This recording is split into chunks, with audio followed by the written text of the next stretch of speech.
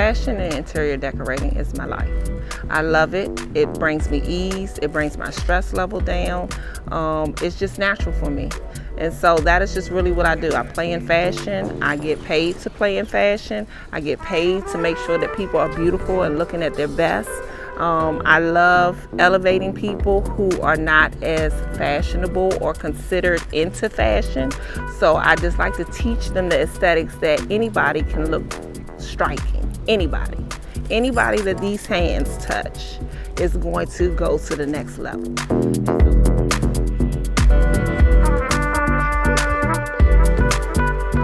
My style is unexpected. You never know what you're gonna get. So I can go up, I can go down, I can go unexpected. So really I don't have a set trend of style because I'm not a trendy person. I'm a very bold, out daring, like I said, unexpected, unapologetic. I was adopted. And so being in foster care, we had to just get the hand-me-downs. And so we really didn't have the luxury of being able to go to the malls or going to the nice markets and things of that nature to be able to, you know, look up to par. So we would just get whatever we had to.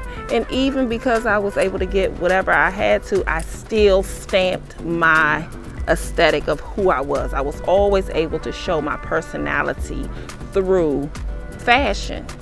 And so I got in a lot of trouble for that. I got in a lot of trouble for just not wearing it as it was given to me.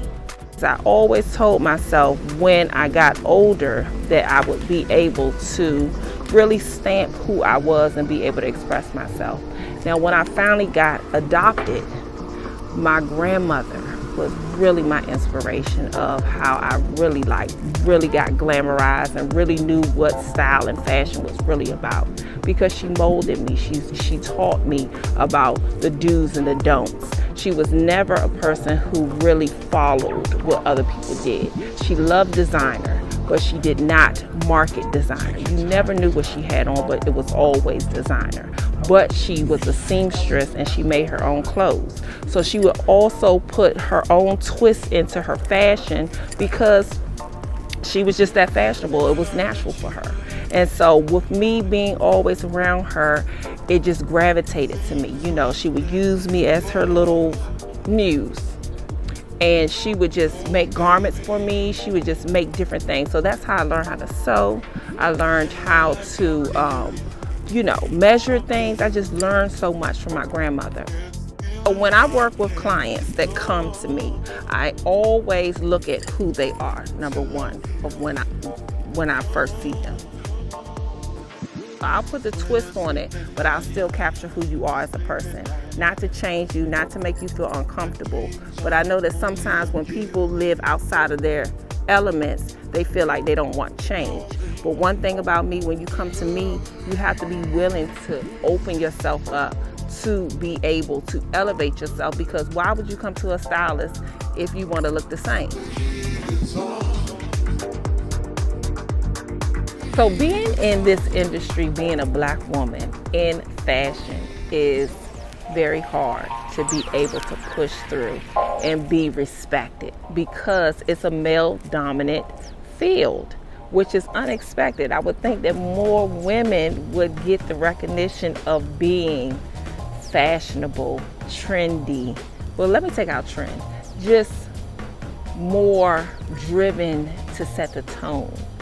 So for men to really take over in this industry is the question mark of why. So for me as a woman, a Black woman, I ain't taking no shit. I'm not.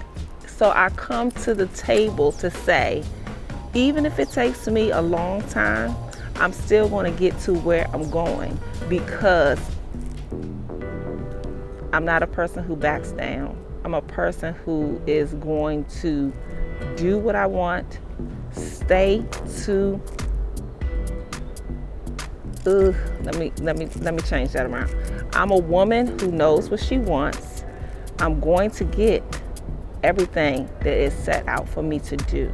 because I know that I have faith in myself and this is the lane that I'm supposed to be in. So even if I have to collaborate with men, I still feel as though that I'm going to own my own throne. And that is just the goal. Well, let me say this. That's my purpose.